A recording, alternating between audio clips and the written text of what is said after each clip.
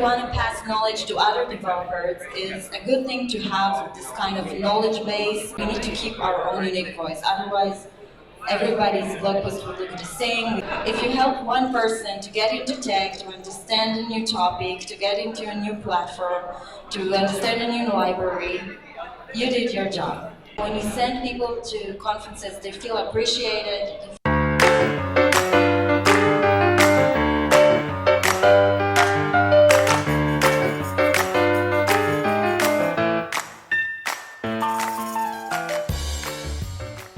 Alright, welcome back to Coffee with Developers. We're here live at Infobip Shift in Croatia again. It's really hot, that's why we actually got shorts and got water. We got all our ducks in a row, so it's actually going somewhere. I'm here with Keren, and I want to welcome you to Coffee with Developers. We got a coffee, we got a water, it's too warm for that. Yeah, thank you very much for having me. So, you presented yesterday, what did you talk about? Well, I gave a workshop about tech blogging, how to get started, how to remove your barriers, and how to think about topics to write about, how to make it a habit and publish and find your own unique voice. And it's really, really important. I think it gives you a lot of benefits. I can share if you like. Sure. A lot of developers actually see writing or documentation as a terrible thing to have to do. And I mean, the most arrogant statement I always hear is like, my code speaks for itself, I don't need to document it. What's your stance on that?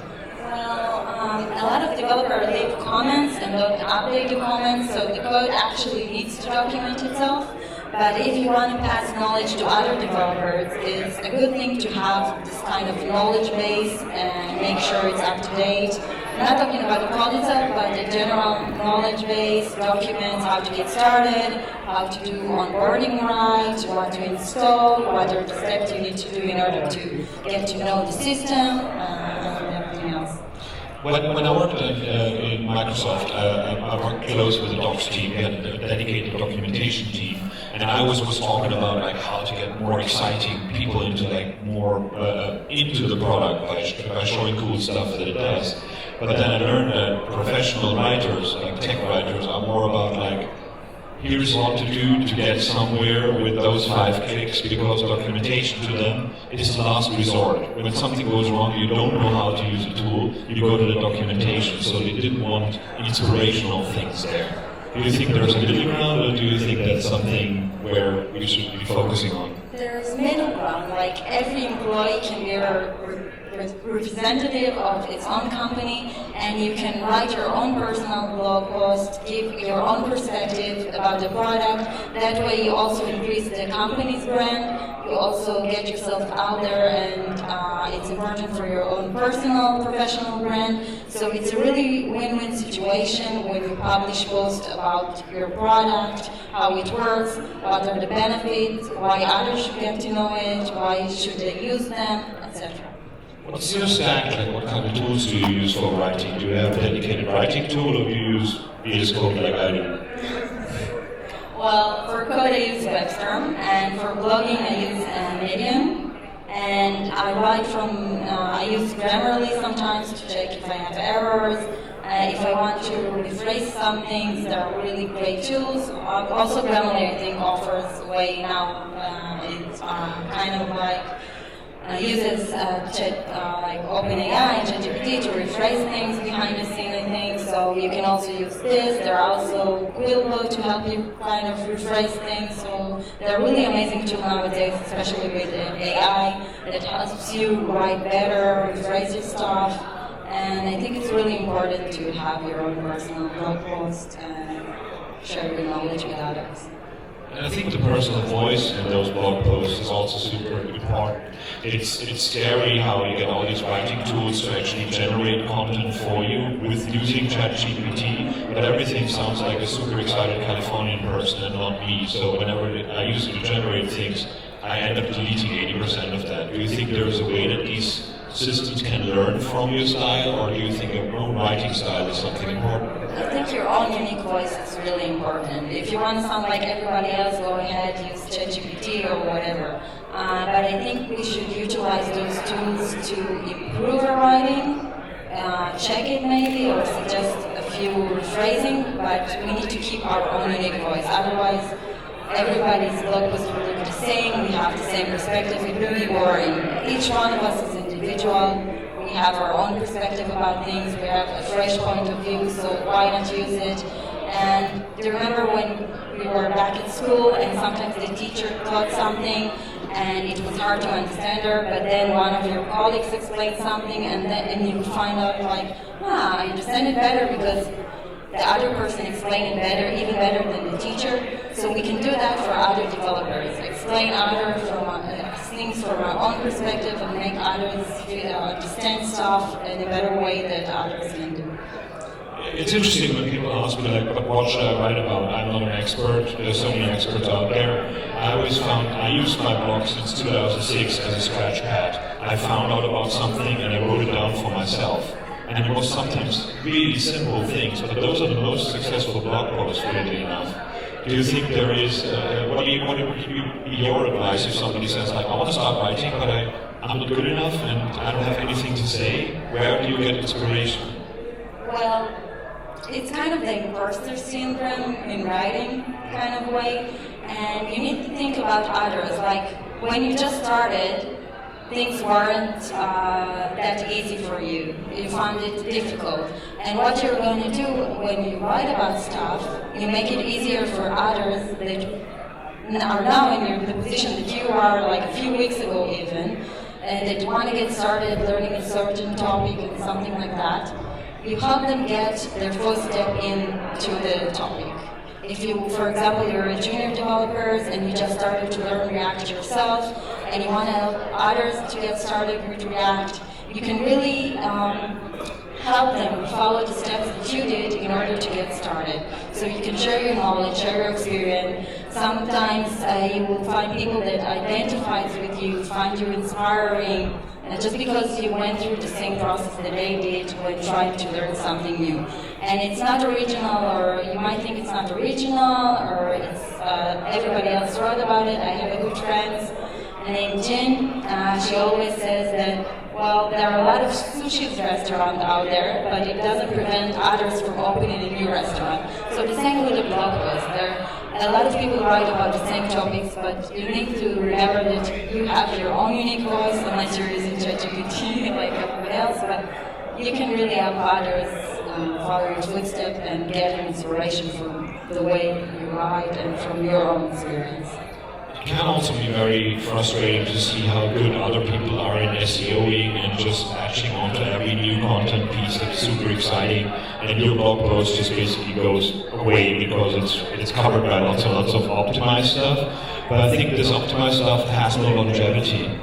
The interesting thing is I found when I wrote something that wasn't important, and maybe 2-3 weeks later people found it and then it had its own life on its own. So just being writing about newest and coolest all the time is almost a different task than a tech writing, right? But you also need to remember that if you affected at least one person, at least you helped one person, one individual to learn something new, you did your job. You don't need to try and, well, it's nice to have a bigger audience. But if you help one person to get into tech, to understand a new topic, to get into a new platform, to understand a new library, you did your job. That's what I think. That's lovely. I think the other bit also that fascinated me over time is like how people, how you have a career as a writer that seems to be the same as a developer. As a developer, as a junior developer, you write a lot of code, and as a senior developer, you review a lot of code. And when you start writing, you write a lot yourself, and later on I'm a content editor for a few magazines, and I start reviewing other people's texts more, and I get inspiration from that one as well. So do you see this as a natural progression for people who start writing, that they go into editing as well? Yes, I see, for example, I recommend doing a peer review, just as you do a code review for code. So when you find yourself, you can give your blog post to a colleague of yours to do a review. If she or he has some remarks or advice how to improve the styling, how to improve the flow of the blog post, so you can really get improvement from peer review. As much as you can do with code review, for example, if a senior developer looks at your code and write the comments, you could have done this instead of that, it will improve performance, you have this new function, editing is whatever, that you can use, which is better, more readable, etc. The same way you can do with a blog post. Like if somebody can give you a comment saying, you can rephrase it a bit to make it more approachable to readers, make it more easy to understand. You need to maybe think about changing the flow a bit so others might comprehend it better. So similar in a kind of way. So you do speak several languages. Do you also write in several languages? I write in English mostly, sometimes in Hebrew if I want to reach the Jewish audience, but mostly in English. You're also quite a sought-after speaker at the moment. I see a lot of events. How do you get into that, and what is the thing that drives you to go on stage? Because a lot of people are very afraid of it. I just love it. I love being on stage and sharing knowledge, and I love interacting with people and meeting new speakers. The network you do at conferences is really amazing. I got to meet you, I got to meet John Romero, I got to meet so many inspiring speakers, and it gives you the drive to continue and do it and share your knowledge with others and inspire others to become a public speaker, and don't be afraid of it. And a lot of people are afraid of public speaking. It's like the most common, I think, phobia is to stand on a stage and speak. And you need to think about it as stepping outside of your comfort zone. And the more you do it, the more you do public speaking, the easier it becomes. So I really recommend it. Okay. How do you juggle the day-to-day deliveries that you have and public speaking? Because there's travel involved, you go somewhere else, and what advice do you have to people to go to their boss and say, like, I'm going to be an Infobip Shift, but it's going to be 3 days, travel there, give my talk, come back, I can't do anything for 3 days. How can you measure that for a company to still make it worthwhile to send the person there?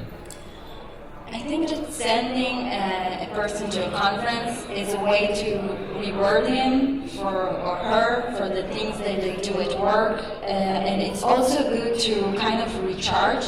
When you're always at the office writing code, it can kind of make you burn out of it.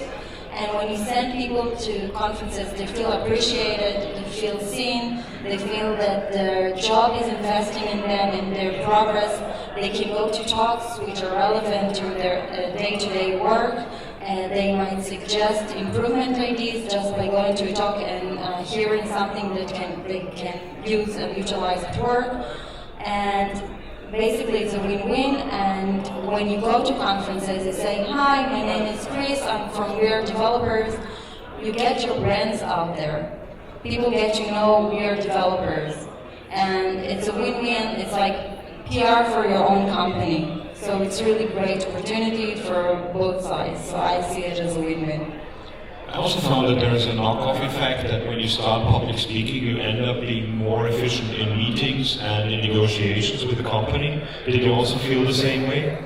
I feel like, well, your communication skills improve. You learn how to give a talk, for example, so you learn how to emphasize the main things you want to say, the main flows, the main points you want to convey. And it's the same as any communication, where in the meeting, on Slack, on emails, that you want to keep the main points relevant and leave the unimportant stuff for later. Choose your battles, as we say, like choose the main things you want to convey, so it's really good. What is the thing that frustrates you right now in the developer market?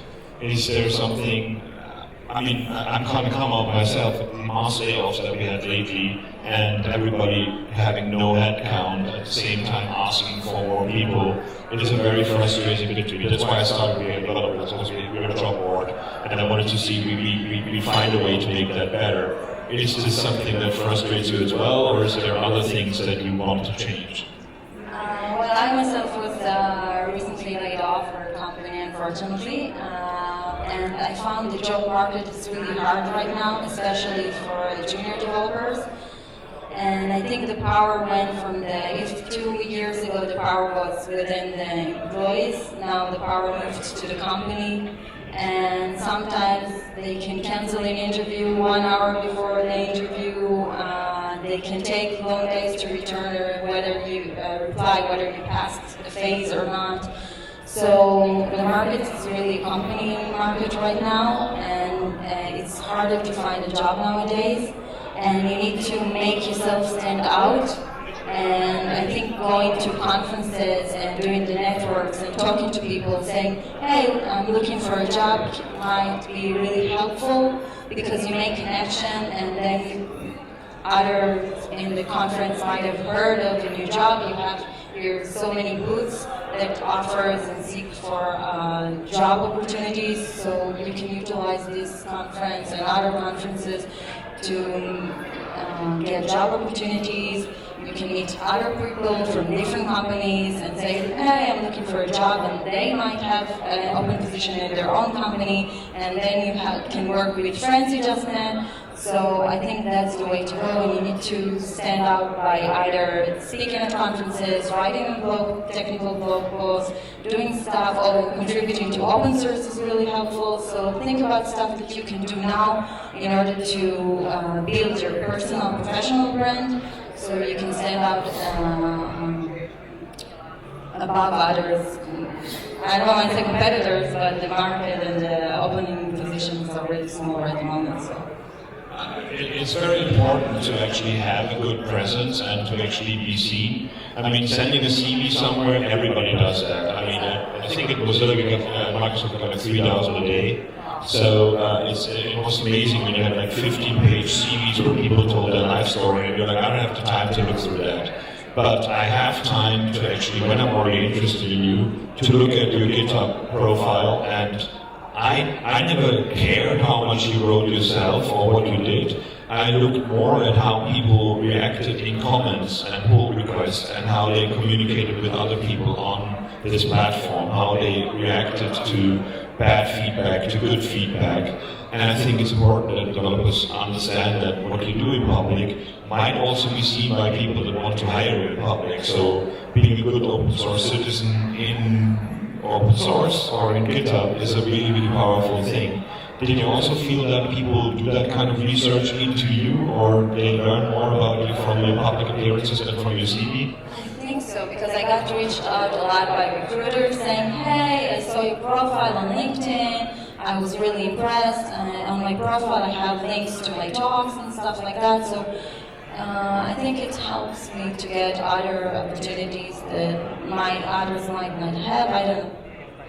What's frustrating with it that I found is, like, I had a CV, a PDF CV, like half a page, everything you need to know about me. Every single company I applied to, except for those, actually asked me to go to their own system and enter that same information in some random form and then send it off. Like, there seems to be, every company has their own like hiring procedures that cannot just scan a PDF but ask you to give all kind of information. And you never know how long they retain it, you don't know what they do with the information, it might be totally outdated. Did you also feel something that there is a lot of demand for applicants that feels unnecessary? I'm not sure if I felt that, because usually I just submit, either they take a look at my LinkedIn profile or submit a Word doc, because they have the scanners program that go through the CV and look for certain words. I do recommend that what you can do is kind of look at the job description and rephrase your words according to the keywords that you use on your CV. For example, if there are emphasizes that the job description says, we are looking for this and that candidate with a certain set of skills, then make another version of your CV that matches those skills. I'm not saying lie, but put an emphasis on the skills that they ask for. I think it's... The other day I saw a great article that people are using white text on white backgrounds in their CVs to actually put content in, not to be filtered out by AI systems. So that's like search engine optimization 1999 to get into Google. We did these dirty tricks back then. Do you think there is a worry that people use automated systems that filter out good applicants before they can actually get through? I'm not sure about that, because not familiar with the other side processes, but they might choose it. I had an invitation from a company to apply, and then I applied through their system, and I got immediately kicked out because I don't have a degree. And then I emailed them back, and like I tried to use your system, but it said I can't apply for this job. And they're like, oh, that's a mistake. Sorry about that. But I mean, what kind of impression is that? Do you think companies should do better in making a first impression to applicants as well? I think so, but nowadays I'm not sure if they have the power now, so I'm not sure if they will want to do that. I'm hoping as a human being they will remember that being human is the most important thing, and that they're dealing with a person, and that they need to respect the candidate no matter what the background is. A lot of developers don't have a master's degree or BSc degree in computer science. So nowadays, a lot of people are self-educated. They learn by themselves, either by contributing to open source or doing an online course. So I think it's really important to give them the opportunity as well. So in the technology space, what is something that really excites you at the moment that's not AI? I'm also excited learning about new stuff. Recently, I started to looking more into open source projects and to learn about them, and also doing kind of a deep dive into React, learning more of the core things. And it's always good to learn more stuff. Whatever you do, do it with passion. Open your minds to other languages, other programs. Talk to people, hear their perspective. I heard that, for example, there is a new thing in town called ban, so everybody blog post about ban. So make sure you stay up to date with the current new thing and compare it. Also be kind of mindful reader, mindful thinker. Don't just follow the stream. Form your own opinion, try it out yourself, compare it, what are the benefits of using certain things, as opposed to what of the, if something is new, make sure that, for example, it has a lot of contributors, it is well maintained before you switch into a new platform, new library, etc. Where do you find inspiration? What do you read? What do you watch? I follow influencers, tech influencers on Twitter, get to read their blog posts, go to conferences, talk to people from tech. I have a lot of friends in the industry, and it's really inspiring to hear them talk, just hear, listening to people talk about the future of front-end. It was really interesting. So you're based in Israel. Do you feel that there is a downside to that at times? Do you feel like you're missing out because you're not in the US, or do you think there is two different markets in terms of like influencers and learning new things? There are great, inspiring people in tech in Israel. Israel is a small country, so it's kind of like everyone knows everyone.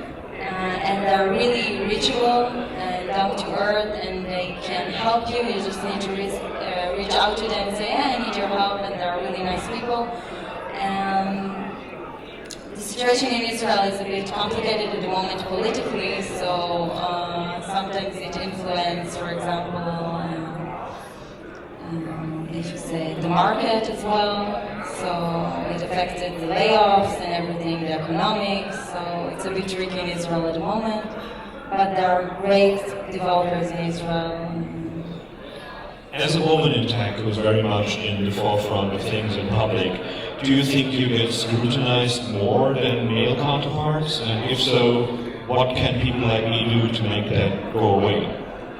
I'm not sure if I feel it myself. We do have less women representative at conferences and stuff like that, but I do see the change. I myself volunteer at WeAreDevelopers, which is a community that helps women in R&D in their professional growth. I manage two programs. One of them is the tech blogging workshop, together with another manager called Keren. And I also manage the Code Fest, which is a collaboration with Microsoft It's a festivity of code workshop to help women find a new interest in a new field. For example, in the previous talk, we had a hardware workshop to get women into hardware, into security, into more stuff like that. And we have more than 7,000 women in R&D in our group, and we do amazing things. There are so many great programs to support women, like meetups and meeting for peers to network and doing like a 30 hours project, and we have this leadership program. So we do a lot of things to make sure that women are seen, that they get promoted. It's like a support group for women in R&D, and we all help each other to be the best version of ourselves that we can. Amplifying these products rather than like saying one is horrible, one is good, might be a better use of our time as well. Yeah. That sounds excellent. If you had a magic wand to make one thing go away that annoys you in the tech market right now, what would it be?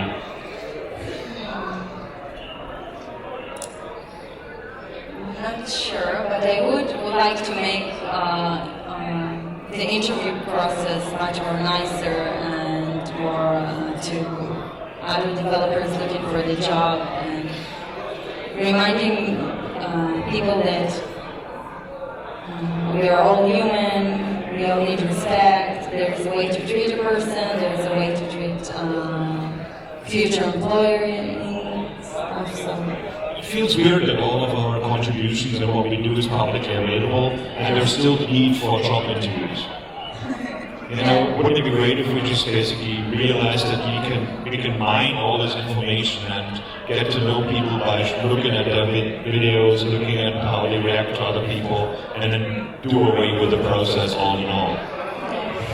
I think that you can learn a lot about a person by the way that you see him interact with other people at conferences, the way he learns things, the way he shares knowledge. If you see a speaker giving a talk about a topic, that you understand that she can teach others, she can be mentor in your own company. There is a certain kind of quality to speakers that share their knowledge, and it's beneficial to have them in your workplace because those persons can teach others, the junior developers in the company. They know how to communicate with each other. So I think those are skills that are really important. Well, you've got about 3.6 million viewers right now. So, what are you looking for in your next job? What do you want to have to do next? I want to work at a place that I can have somebody to inspire, to learn from. I think that you can learn a lot from, for example, software architects and from principal engineers. And I want to work in a place that sees you first as a person and not a toxic environment. For example, when I want to work in a place where everybody is nice to each other and you can feel comfortable to go ahead and ask questions if you get stuck, and that you can always know that you can reach out to somebody, and that the processes are good, that you don't have this burnout. You know, everybody's talking about the life-work balance, so not have it just as a logo, but really actually implemented in the everyday. Excellent, so good luck with that, and thanks for being here, and thanks for your talks. We're going to cross-reference those when they come out, and well, you're here, so let's talk to us. Thank you. Thanks for having me. Goodbye.